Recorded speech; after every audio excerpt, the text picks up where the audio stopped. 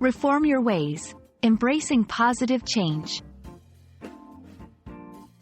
Hello and welcome to today's lesson. We're going to explore a very interesting phrase in the English language: reform your ways. This phrase is not only linguistically intriguing but also carries a deep message about personal development and growth. By the end of this video, you'll understand what this phrase means, how to use it, and the context in which it's typically used. So, let's dive in and unravel the layers of meaning behind reform your ways.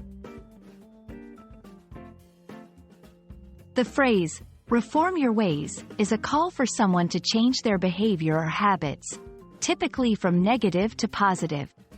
It's often used when someone's actions or lifestyle are causing problems, either for themselves or for others. The word, reform, means to make changes in something, typically a social, political, or economic institution or practice, in order to improve it. When we say, your ways, we're referring to someone's habits, behaviors, or methods of doing things. So, putting it all together, reform your ways is about making a positive shift in one's behavior or habits. Let's look at some examples to see how this phrase can be used in everyday conversation. 1. After a serious conversation with his family, John realized he needed to reform his ways and become more responsible with his finances.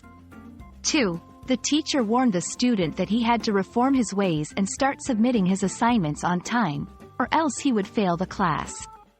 3. The new government promised to reform their ways and tackle corruption, aiming to gain the trust of the public. In these examples, reform your ways is used to signify a need for change due to negative consequences or the potential for such consequences. This phrase is typically used in a serious context and often involves significant life changes.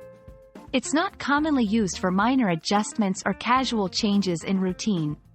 Here are some scenarios where the phrase might be appropriately used. When giving advice to someone who is facing negative consequences because of their actions.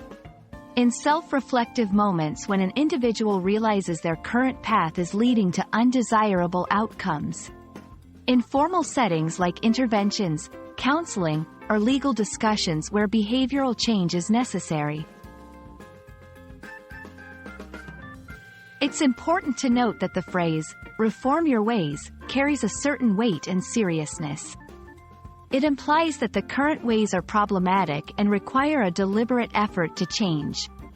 This phrase is often linked with personal growth and the understanding that change is a process, not a one-time event.